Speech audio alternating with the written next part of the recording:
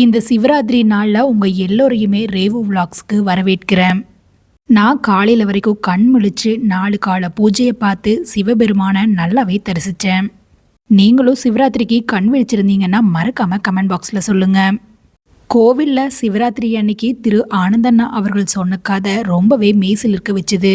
சிவபெருமான் ஒருவரோட பாடலுக்கு மெய் மறந்து தான் செய்ய வேண்டிய வேலையே மறந்து போனார் அப்படின்னு சொன்ன கதையும், சேரமான் பெருமாள் நாயனாரும் சுந்தரமூர்த்தி நாயனாரும் எப்படி நட்பு கொண்டாங்கங்கிற கதையும், அவ்வை பிராட்டிக்கு விநாயகர் பெருமான் செய்த மிகப்பெரிய உதவியை பற்றிய கதையும் ரொம்பவே மெய்சிலிர்ப்பாக இருந்துச்சு. அது மட்டும் இல்லாமல் நம்ம ஏன் சிவராத்திரி கொண்டாடணும், இந்த உலகத்தில் நிலையானது எது, இறைவன் படைத்த இந்த உயிர் ஏன் துன்பங்களை அனுபவிக்கிறது, உயிருக்கு இருக்கும் குணங்கள் என்ன போன்றவற்றையெல்லாம் பற்றி ஆனந்தண்ணன் அவர்கள் மிகவும் தெளிவாக பேசியிருந்தாரு. அந்த கதையை நீங்களும் கேட்க விரும்பினா தொடர்ந்து வீடியோவை பாருங்க. பேச வேண்டும் என்று நம்முடைய இளைஞர்கள் ரொம்ப மகிழ்ச்சி. ஏன்னா எல்லா ஊர்லயும் பெரியவங்க கூப்பிடுவாங்க. நம்ம வடுகவளையம்புதூர்ல இருந்து இளைஞர்கள் அழைத்திருக்கிறார்கள். அவர்களுக்கு என்னுடைய மனமார்ந்த பாராட்டுதலை தெரிவித்துக் கொள்கிறேன். பல கோயில்கள்ல பெரியவங்க கூப்பிடுவாங்க. இந்த கோயிலை தொடர்ந்து இன்னொரு கோயில நான் பேச போகிறேன். அடுத்ததாக பெரியவங்க கூப்பிட்டாங்க. என்ன காரணம்னா, அங்க சிவன் ரொம்ப பழமையானவர், இங்க சிவனும் இளமையானவர், நீங்களும் இளமையானவர்கள். அதனால 2 இளைஞர்களும் சேர்ந்து போட்டிருக்கீங்க. இந்த கிரிக்கெட்ல சச்சின் டெண்டுல்கர் முதல் மேட்ச்ல 6 பந்துல 6 சிக்ஸர் அடிச்சார்.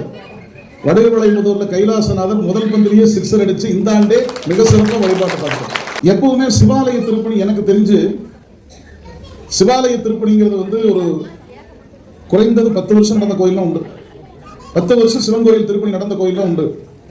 எனக்கு தெரிஞ்சு 10 நாள்ல கோபுரத்தோடு கோயில் கண்டு குடநீராட்டு கண்ட சிவன் நம்ம கைலாசநாதர். இந்த கைலாசநாதருக்கு என்ன சிறப்பு? இப்ப நாம எல்லாம் பல சிவன் கோயிலுக்கு போயிருப்போம். ஒவ்வொரு சிவன் கோயிலுக்கும் ஒவ்வொரு சிறப்பு இருக்கிறது.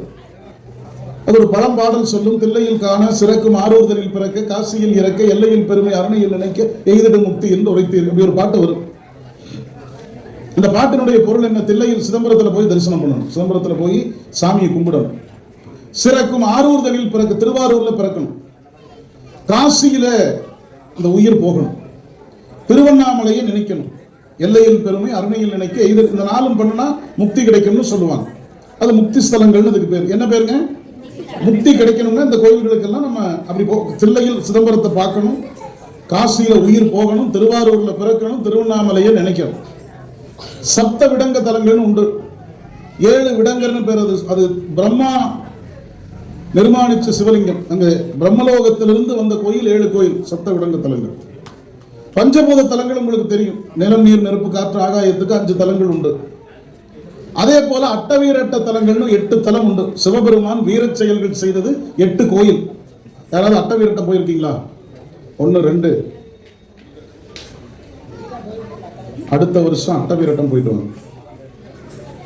திருக்கோயிலூர்ல ஆரம்பிச்சா விழுப்புரத்து பக்கத்துல, திருக்கண்டியூர் தஞ்சாவூருக்கு பக்கத்துல இருக்குது, அங்க முடிக்கலாம். ஒரு வட்டம்.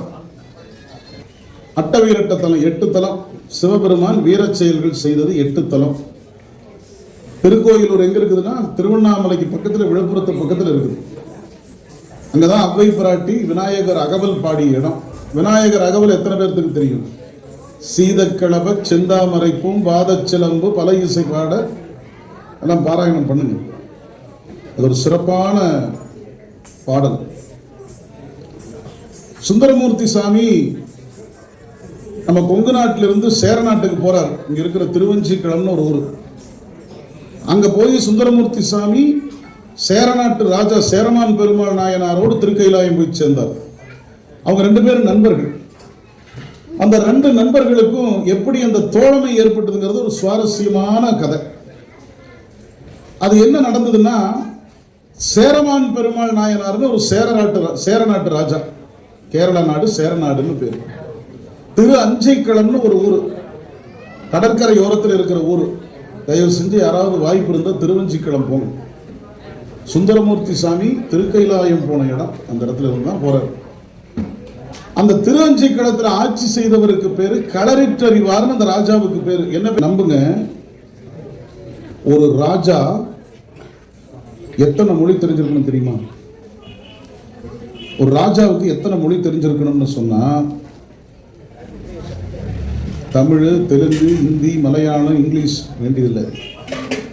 மனிதன் பேசக்கூடிய மொழி, பசுமாடு பேசக்கூடிய மொழி, பூனை பேசக்கூடிய மொழி, யானை பேசக்கூடிய மொழி, நம்புங்க, எறும்பு பேசக்கூடிய மொழி. எறும்பு என்ன பேசுகிறது இன்னொரு எறும்போடு என்பதை அறிந்து வைத்திருந்தவர் களரிற்றறிவாருங்கிற அந்த ராஜா. அவர் பேர் தான் சேரமான் பெருமாள்னு பேர். அவர் என்ன செய்வார்? தினமும் சிவபூசை பண்றதுல பல வகை உண்டு. சிவபூசை பண்றதுல பல வகை உண்டு. சில பேர் லிங்கம் வச்சு பண்ணுவாங்க, சந்தனம் வச்சு பூசை பண்ணுவாங்க சிவலிங்கத்துக்கு. அதனால நீங்க என்னை சந்தனம்னு சொன்னாலும் சிவனை சேரு. சந்தனத்தையே சிவலிங்கமாக வைத்து பூசை பண்ணுவது ஒரு முறை உண்டு. சந்தனத்துல சிவலிங்கம் வச்சு அதுக்கு சனிகலிங்கம்னு பேர். என்ன பேரு?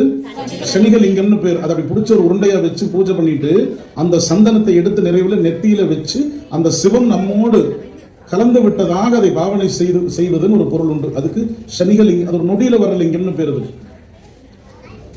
அப்படி சிவபூசை பண்றதுல பல வகை உண்டு. இந்த சேரமான் பெருமாள் என்ன செய்வார்னா, பொதுவாக சிவபூசை பண்ற போது எதையும் பின்னாடி நடக்கிறத கவனிக்க கூடாது. நம்மை சுற்றிலும் என்ன நடக்குதுன்னு கேட்கக்கூடாது, தெரிஞ்சுக்கூடாது. அதே போலதான் கைலாசநாதர் கோயிலில் நீங்க வழிபாடு பண்ண வந்துட்டீங்கன்னா, குறிப்பா சிவன் ராத்திரியில வழிபாடு பண்ண வந்துட்டீங்கன்னா, பசி கூட உங்களுக்கு தெரியக்கூடாது. பசிச்சா என்ன சாமி பண்றது? கொஞ்சம் போய் சாப்பிட்டு வாங்க, தப்பில்லை. சிவபூசை நடக்கும் போது, சிவனை நினைக்கும் போது வேறு எந்த எண்ணமும் நமக்கு வரக்கூடாது. ஒரு கதை சொல்ற, உங்களுக்கு புரியும் பாருங்க. ராமாயணத்துல வாலி உங்க எல்லாருக்கும் தெரியும். வாலி கேள்விப்பட்டிருக்கீங்களா? ராமாயணத்துல வாலி. இந்த வாலி என்ன செய்வான்? சிவபூசை பண்ணுவான். சிவபூசை முடித்து விட்டு, இங்க பாருங்க, எல்லாரும் கோயிலுக்கு போறோமா, கோயிலுக்கு போயிட்டு கோயிலை சுத்தி வர்றோமா, எந்த கோயிலுக்கு போய் சுத்தி வரும்போது அந்த கோயில்ல கருவறையில உள்ள இருக்கிற சாமிக்கு நேரு பின்னாடி, சிவன் கோயில இருந்தா அங்க லிங்கோத்பவர் இருப்பார், மற்ற கோயில இருந்தா அங்க ஒரு திருச்சுற்று தெய்வம் இருக்கும், அல்லது குறைந்தபட்சம் அந்த இடத்துல ஒரு சின்ன ஒரு சந்தாவது வச்சிருப்பாங்க. அந்த கோபுரத்தினுடைய நடுப்பகுதி கோயிலினுடைய பின்பகுதியில் அப்படி சுத்தி வந்து நின்று அந்த இடத்துல எல்லாரும் கையை மேலே தூக்கி 12 அங்குலம் மேலே, துவாதசாந்த பெருவழின்னு பேர், இந்த உச்சியிலிருந்து 12 அங்குலம் மேலே கையை தூக்கி அந்த இடத்துல நிற்கிற இடத்துல ஒரு சுத்தணும். இப்படி அது என்ன பொருள்னா, இந்த உலகத்தில் இருக்கிற அத்தனை கோயிலையும் வணங்குவதற்கு சமம். இது ஒரு முறை. இந்த சிவபூசை பண்றவங்க என்ன பண்ணுவாங்கன்னா, அப்படி ஒரு இடத்துல அந்த சிவலிங்கம் எல்லாம் வச்சு அல்லது சந்தனம் வச்சு அவங்க என்னென்ன வழியில பூசை பண்றாங்களோ அந்த சாமியை வச்சு சிவபூசையை முடிச்சுட்டு வழிபாடு நிறைவடைந்ததற்கு பிறகு திரும்ப அந்த இடத்துல இருந்து எழுந்து அப்படி ஒரு சுத்திக்குவாங்க. அப்படின்னா உலகத்தில் இருக்கிற அத்தனை சிவாலயங்களையும் கும்பிட்டதாக பொருள். இது சிவபூசை பண்றவங்களுக்கு லட்சணம். இந்த வாலி சிவபூசை பண்ணுவான். வாலி அவன் என்ன பண்ணுவான் தெரியுமா? நாம நிற்கிற இடத்துல நின்று உலகத்தை சுத்தி கும்பிடுறோம். வாலி என்ன செய்வான்னா, சிவபூசையை முடிச்சுட்டு கங்கையாத்தங்கரையில இருந்து ஒவ்வொரு நாளும் அப்படி மேல மானமார்க்கமா போய் உலகத்தில் இருக்கிற அத்தனை சிவாலயங்களையும் சுற்றி வருவான் வாலி. இப்படி வாலி ஒரு நாள் சிவபூசை பண்ற போது இந்த ராவணன் பையன் இருக்கான் பாருங்க, பொறாம பிடிச்சது, அவன் என்ன பண்ணா, அப்படியே மேல பாக்குறான் வாலி சிவபூஜை பண்ண. என்னடா ஒரு குரங்கு சிவபூஜை பண்ணுது, இந்த குரங்குக்கு இது தேவையான்னு சொல்லி அந்த சிவபூஜை அப்படி கெடுக்க போனான் பாருங்க வாலி, ராவணன். வாலிக்கு இது ஞானத்தில் தெரிந்தது. ராவணன் நம்முடைய சிவபூசையை துன்பம் செய்ய வந்து விட்டான்னு தெரிஞ்ச உடனே வாலி எந்திரிக்கல, அப்படியே உட்காந்துட்டு வாளை எடுத்து ராவணன் ஒரு கவி பிடிச்சிட்டான். இப்படி சுத்தி பிடிச்சிட்டா ராவணன். பிடிச்சிட்டு வால்ல ராவணனை பிடிச்சதை மறந்துட்டு வாலி என்ன பண்ணானுங்க, பூசை முடிச்சுட்டு உலகம் பூரா சுத்தி வந்து உட்கார்ந்த இடத்துல நிக்கிறான். பார்த்தா 10 தலையிலும் ரத்தம் வருது. 10 தலை இருந்தாலும் 10 தலையிலும் ரத்தம் வருது. அப்படி சிவபூசை செய்கிற போது என்ன நடந்தாலும் நமக்கு தெரியக்கூடாது.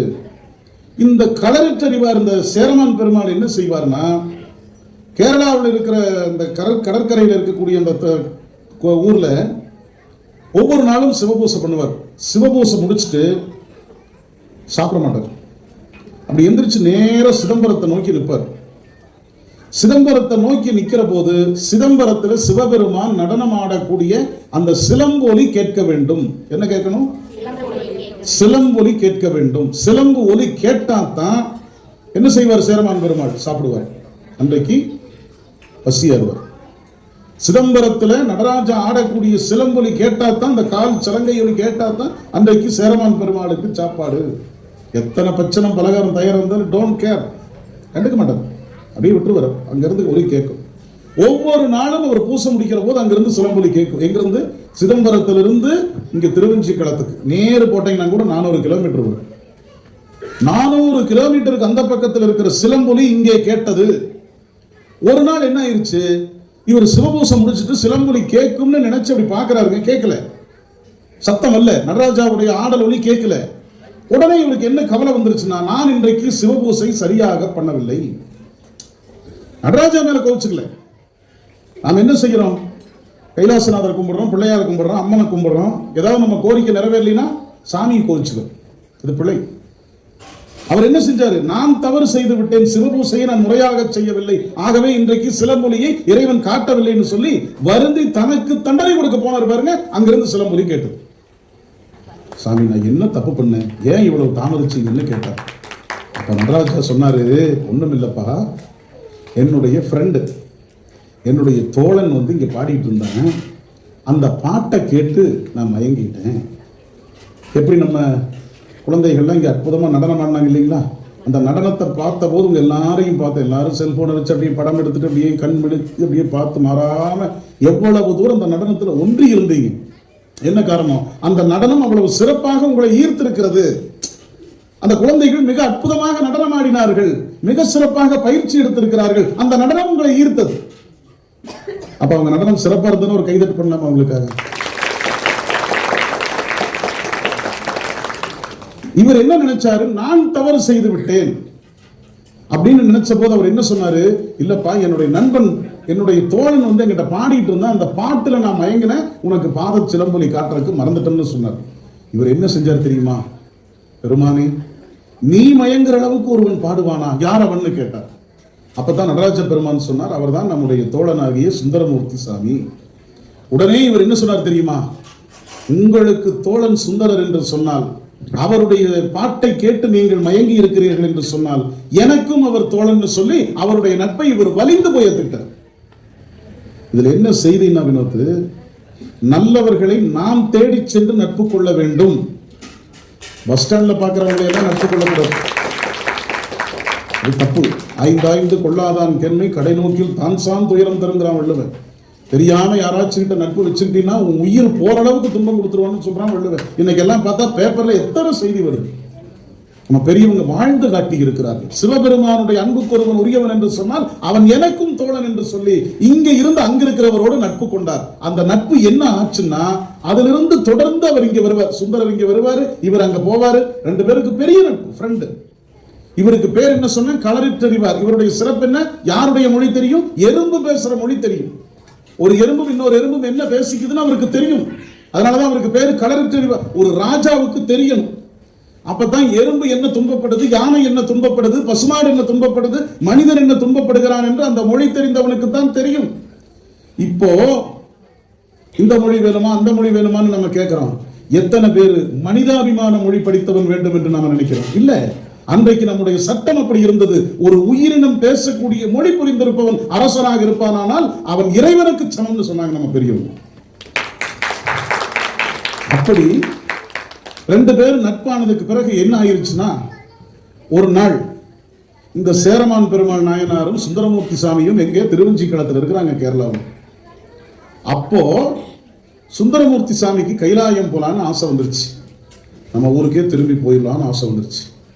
அவர் பெருமானை நினைச்சார், சாமி, எத்தனை நாளைக்கு நான் இந்த மண்ணுலகத்தில் இருக்கிறது, எத்தனை நாளைக்கு இந்த பேப்பரை படிச்சு தொலைக்கிறது, எத்தனை நாளைக்கு இந்த டிவியில வர்ற பொய் செய்தியா கேட்கறது, எத்தனை நாளைக்கு நாட்டில் நடக்கிற தப்பு தப்பான சண்டையை நான் பார்க்கறது, எத்தனை நாளைக்கு இந்த நாட்டில் நடக்கக்கூடிய கேடுகளை பார்க்கறது, எத்தனை நாளைக்கு இந்த நாட்டில் நடக்கக்கூடிய மனித உரிமை மீறல்களை பார்க்கறது, போதுமடா சாமி, என்னால முடியலன்னு சுந்தரமூர்த்தி சாமியே அங்க இருக்கிற பெருமானுக்கு ஒரு விண்ணப்பம் போட்டார். உடனே சேங்ஷன் ஆச்சு. அங்கிருந்து சாமி என்ன பண்ணார்? வெள்ளை யானை அனுப்பிச்சார். சுந்தரமூர்த்தி சாமி அந்த யானை மேல ஏறினார். அந்த யானை அவர் அழைச்சிட்டு அப்படியே கைலாயம் போகுது. எங்கிருந்து? கேரளாவிலிருந்து டைரக்ட் ஃப்ளைட்டு கைலாயம். கூட அவருடைய நண்பர் இருந்தாரா, சேரமான் பெருமாள் கலரிச்சறிவார். என் நண்பன் போறானே, அவன் இல்லாத உலகத்தில் நான் இருக்கலாமா? என் நண்பனோடு இவ்வளவு தொலைவுக்கு ஆண்டவனை நான் மகிழ்ந்து அனுபவித்தேனே, அந்த நண்பன் இல்லாத உலகத்தில் எனக்கு என்ன வேலைன்னு நினைச்சாரு பாருங்க. வெள்ளை குதிரை வந்து நின்றுச்சு. அந்த குதிரையினுடைய காதில ஏறி இவர் நமச்சிவாய மந்திரத்தை சொன்னாரு. இவர் வெள்ளையானையில போறாரு. அந்த குதிரை என்ன பண்ணுச்சு தெரியுங்களா? அந்த வெள்ளையானையை வட்டமிட்டுக்கிட்டே போகுது மேல. இவங்க 2 பேரும் திருவஞ்சிக்களத்திலிருந்து புறப்பட்டாங்க. நான் ஒரு ஊர் சொன்ன ஞாபகம் இருக்குதா? விழுப்புரத்து பக்கத்துல திருக்கோயிலூர்.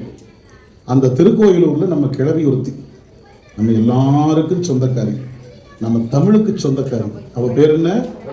ரொம்ப சந்தோஷம். அந்த அம்மா அங்க என்ன செஞ்சா, திருக்கோயிலூர்ல இருக்கிற பிள்ளையாருக்கு பூசை பண்ணிட்டு இருந்தா.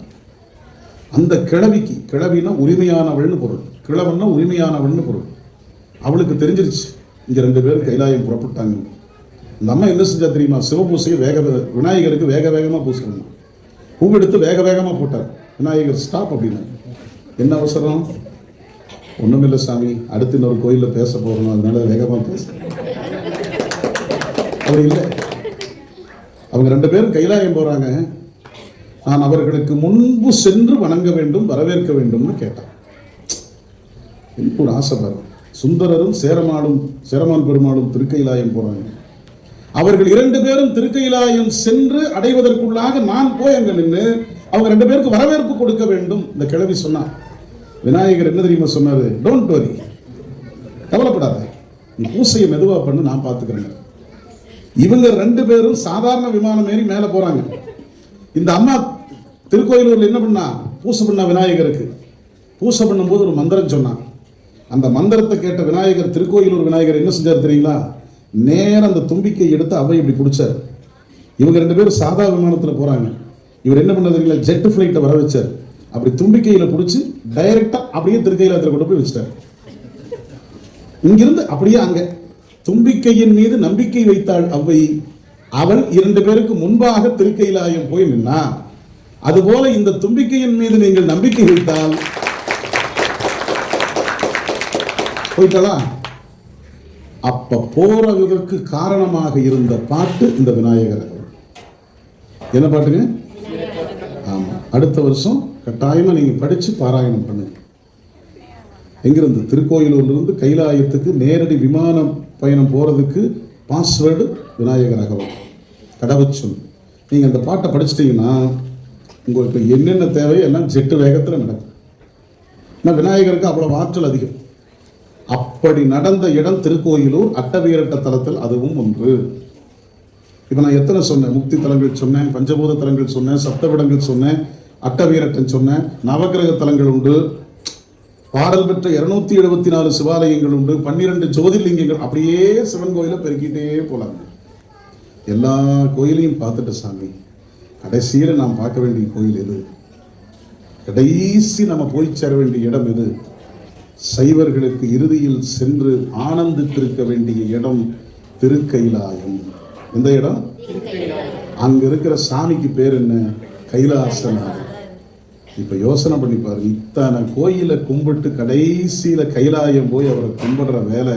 இந்த சிவன் ராத்திரினா என்னன்னா, நம்முடைய தமிழ்நாட்டில் பொதுவாக நான் சொல்றது, எல்லா விழாக்களும் நிலாவை அடிப்படையாக வைத்து நடக்கும். நிலாவை எல்லா விழாக்களும் அப்படித்தான் நடக்கும்.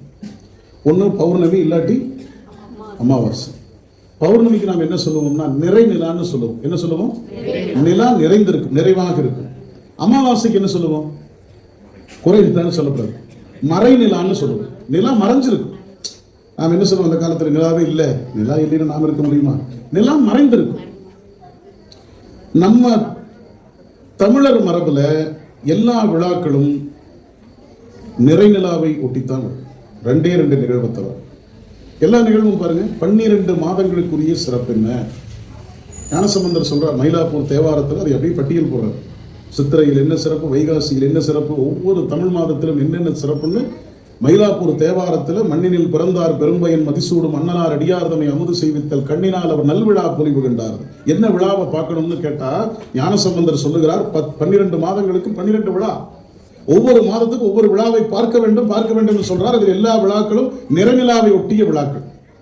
மாசி மகம், தை மாசம் பூசம், வைகாசி விசாகம், எல்லாமே அந்த பௌர்ணமி நிறைநிலாவை ஒட்டி வரக்கூடிய நிகழ்ச்சிகள் நாம பார்க்க வேண்டும் என்று ஞானசம்பந்தர் பட்டியல் போடுகிறார். மறைநிலாவை, அதாவது அமாவாசையை ஒட்டி வரக்கூடிய விழாக்கள்னு பார்த்தீங்கன்னா ஆக குறைந்தது 2 விழா வரும். ஒன்று தீபாவளி அமாவாசை ஒட்டி வரும், இன்னொன்று இந்த சிவனிரவு. ஏன் இந்த சிவனிரவு அப்படி வருகிறதுன்னு கேட்டா, பெருமான் சிவபெருமான் நிலையானவர். இதை நீங்க எல்லாம் அவசியம் தெரிஞ்சுக்கணும். ஏன்னா ஒரு ஊர்ல சிவாலயம் இருக்கிறது என்று சொன்னால் அடிப்படை தத்துவம் நமக்கு தெரியும். அடிப்படை தத்துவம் ஒன்றும் பெரிய கம்பசூத்திரம்னு ஒன்றும் கிடையாது. நம்ம எளிமையாக சொல்றோம் பாருங்க, இந்த உலகத்தில் 3 நிலையானது, 3 மட்டும்தான் நிலையானது. அதுக்கு நம்ம என்ன சொல்லுவோம்னா முப்பொருள் உண்மைன்னு சொல்லுவோம். என்ன சொல்லுவோம்? 3 பொருள் உண்மையானதுங்க, வேற ஒன்றும் இல்லை. 3 என்னென்னு கேட்டா, ஒன்று கைலாசநாதர், அவர் நிலையானவர். 2வது நமக்குள்ள இருக்கக்கூடிய உயிர், இந்த உடம்பு நிலை இல்லாதது. போன வருஷம் பாருங்க நான் வேற மாதிரி இருந்தேன். 10 வருஷத்துக்கு முன்னாடி நான் அழகா இருந்தேன். அப்படியாவது சொல்லிக்கிறேன். நீங்க சொல்லிட்டு பார்த்தா எப்ப நீங்க சொல்ல போறீங்க அழகா? நானே சொல்லிக்கிறேன். இளமையில் எல்லாரும் அழகாத்தான் இருந்திருப்போம். அப்படிங்களா? மகிழ்ச்சி. அது அடுத்த ஆண்டு பேசும். நிலையாமையை பத்தி அடுத்த ஆண்டு பேசும். இப்போ காலம் மாற மாற இந்த உடம்பு மாறிட்டே இருக்கு. என்னுடைய டேட் ஆஃப் பர்த் ஒண்ணுன்னு வச்சுக்கோங்க, என்னுடைய பிறப்பு தேதி ஒண்ணுன்னு வச்சுக்கோங்க. என்னுடைய பிறப்பு தேதி இதுன்னு சொன்னா இன்னொன்னு நீங்க புரிஞ்சுக்கணும். என்ன?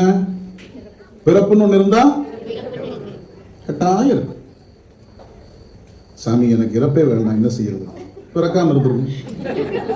எளிமையானது தானே. பிறக்காம இருந்து இறப்பு இல்லையே. சரி, பிறக்காம இருக்கணும் என்ன பண்றது? சாமி கிட்ட அதான் நான் சொல்லுவேன். இந்த உடம்பு நிலையில்லாத, ஆனா அந்த உடம்புக்குள்ள இருக்கிற உயிர் நிலையான. இந்த உயிருக்கு அழிவு கிடையாது. இப்போ நம்மை படைத்தவர் யார்? இறைவன். எல்லாரும் நம்புறோமா? நம்மை படைத்தவர் இறைவன். நம்மை எப்படி படைத்தவர் இறைவன்? இந்த ரகசியத்தை நீங்க தெரிஞ்சுக்கணும். என்னை இறைவன் படைத்தார் என்று சொன்னால் என்ன பொருள்னா, இந்த உடம்பை இறைவன் படைத்தார், இந்த உயிரை படைக்கல. உடம்பை படைத்து இந்த உடம்புக்குள்ள தூக்கி உயிரை போட்டார்.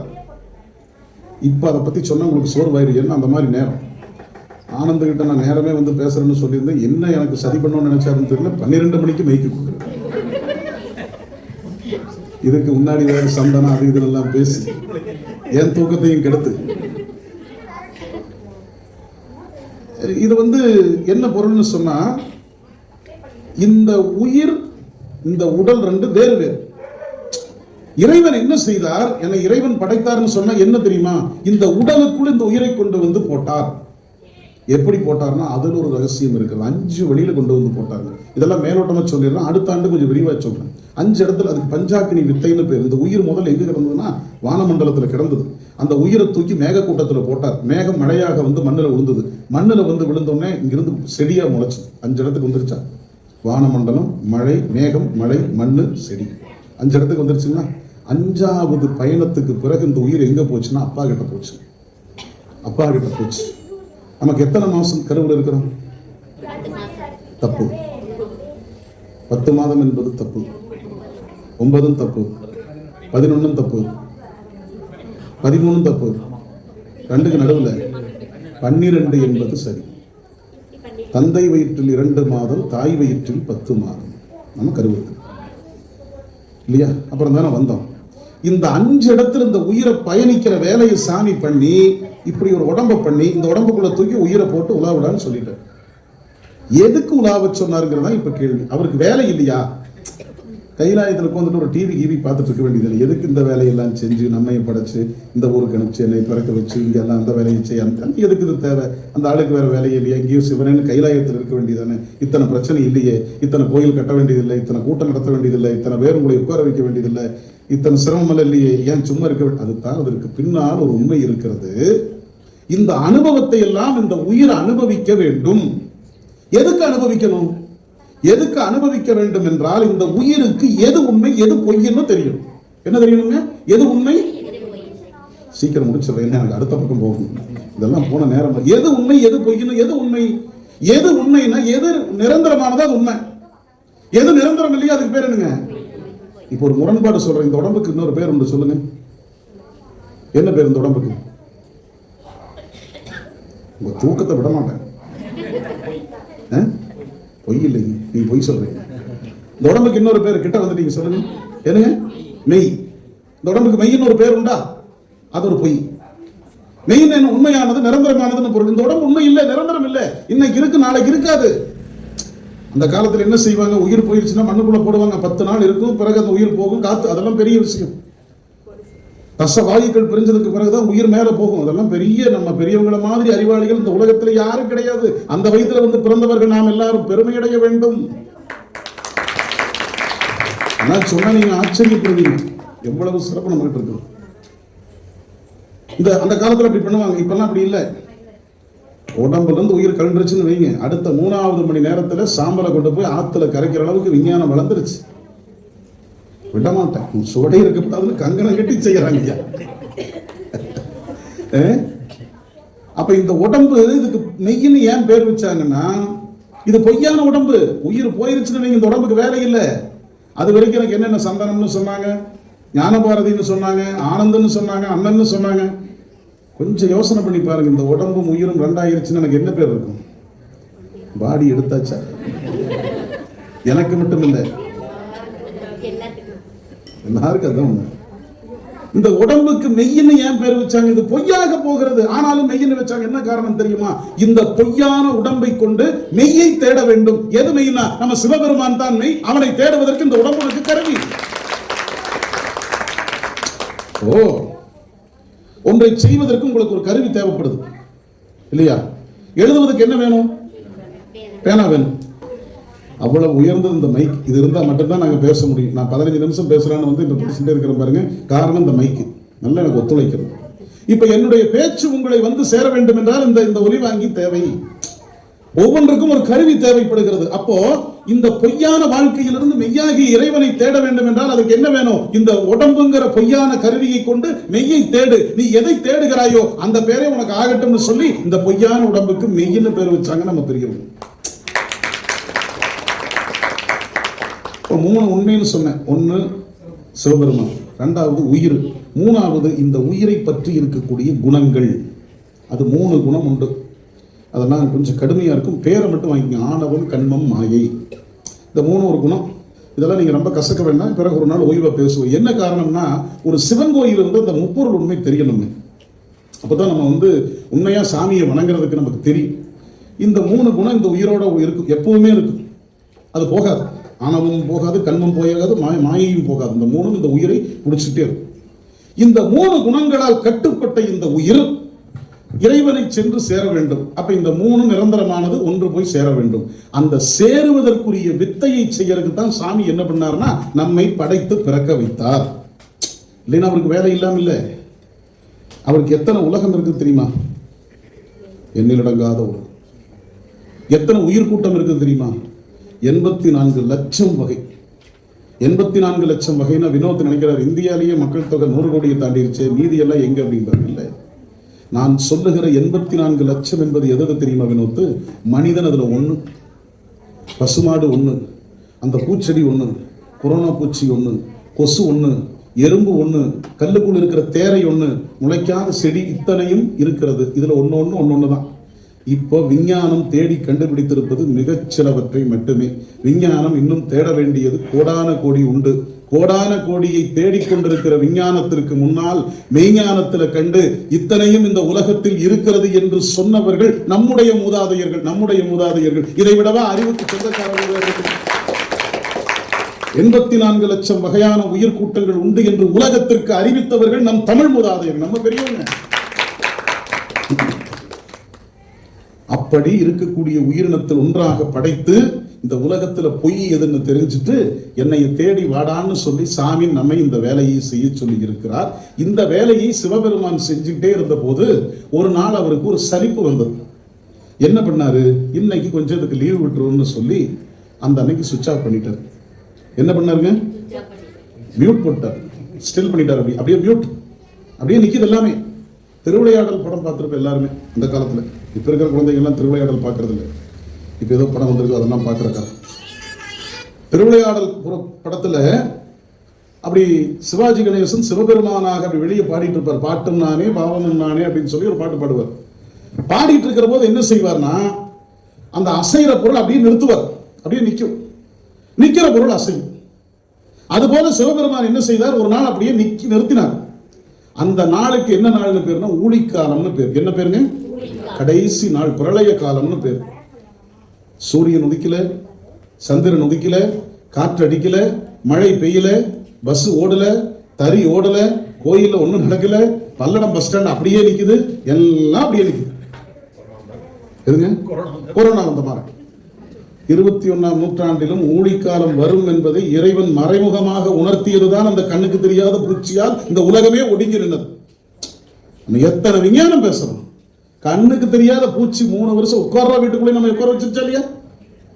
யோசனை பண்ணி பாரு, யாருக்கு அதுக்கு விதி விலக்கு? மகுடம் தரித்த மன்னவனும் ஓடேந்திய ஆண்டியும் ஒற்றை வரியில் நின்று உலகத்தில் அஞ்சி நிற்பதற்கு கண்ணுக்கு தெரியாத பூச்சி காரணம்னா, பூச்சி காரணம் இல்லை, இயற்கையும் இறைவனும் இல்லை என்று நம்பி நாம் ஆடிக்கொண்டிருந்த தாண்டவத்திற்கு முற்றுப்புள்ளி வைக்க கைலாயநாதர் எடுத்துக்கொண்ட ஒரு சிறு விளையாட்டுத்தான் இருக்கு. ஒரு சிறு விளையாட்டு. அவர் ஆட ஆரம்பிச்சாருன்னா நம்ம தாங்குவோமா? காரைக்கால் அம்மையார் சொன்ன அடிபேரின் பாதாளம் வேறும், அடிகள் முடிபேரின் மா முகடு பேரும், கடகம் மரித்தாடும் கைகள் பேரின் வான் திசைகள் பேரும். சாமி, நீ காலை எடுத்து ஆடுற ஆட்டம் தவறுச்சுன்னா பாதாளம் ஆடிருமப்பா. உன்னுடைய தலை முடி மாறி ஆடிச்சுன்னா இந்த அண்ட சராசரம் ஆடிரும். நீ ஆடக்கூடிய கைகள் ஆடிச்சுன்னா இந்த திசைகள் எல்லாம் ஆடும். சாமி, நீ ஆடுற ஆட்டத்தை உலகங்கிற மேடை தாங்காது, அதனால பார்த்து ஆடுன்னு கெஞ்சுனா நமக்காக நம்முடைய தாய் காரைக்கால் அம்மையார். அவர் ஆடுனா என்ன ஆகிறது? அப்படி ஒரு நாள் நிறுத்தினார் சாமி. பக்கத்துல கருணையே வடிவ ஒரு பொம்பளை உட்காந்துக்கிட்டு இருக்குது. அந்த அம்மாவுக்கு என்ன பேரு? பார்வதி தேவி. என்ன பேரு? உமையம்மை. அந்த அம்மா என்ன செஞ்சா, சாமி கிட்ட போய் கெஞ்சினா. ஏன்னா அப்பா கோபமா இருந்தா நமக்கு யார் பரிஞ்சு பேசுவார்? அம்மா தானே பேசுவார். அம்மா தானே கருணை வடிவம். அப்பா கருணை வடிவம் இல்லையா? தாய்மார்கள்லாம் நல்லா சிரிக்கிறீங்க. அப்பா பாசத்தை வெளிக்காட்ட மாட்டார். அடக்கி வைத்து மகன் நன்றாக இருப்பதை கண்டு மகிழக்கூடிய ஒரு உயர்ந்த ஜீவன் அப்பா. அம்மா வெளியே சொல்லிடுவோம், அந்த தாயினால தாங்க, என் பிள்ளைய போல யாரு? அப்பா சொல்ல மாட்டார், அப்படி மனசுக்குள்ள சந்தோஷப்படுவார். இதுதான் தாய்க்கும் தந்தைக்கும் உள்ள வேறுபாடு. இந்த அம்மா என்ன செஞ்சா, அப்படியே சாமி கிட்ட போய் சொன்னா, சாமி, நீங்க இப்படி உலகத்தை ஒடுக்கி வச்சா உயிர்கள் துன்பப்படுமே, அறியாமையில கிடக்குமே, பாவத்துல போய் விழுந்துருமே, என்ன செய்யறது சாமின்னு கேட்டா. அந்த கேள்வி கேட்டு அம்மாவுடைய கேள்விக்கு பதில் சொல்லி மீண்டும் இந்த உலகத்தை இயக்கிறதுக்கு சாமிக்கு ஒரு ராத்திரி தேவைப்பட்டது. முழு ராத்திரியில் கண் முழிச்சு பூசை பண்ணா அம்மா. அந்த பூசை செஞ்ச நாள் தான் இந்த சிவன் ராத்திரி.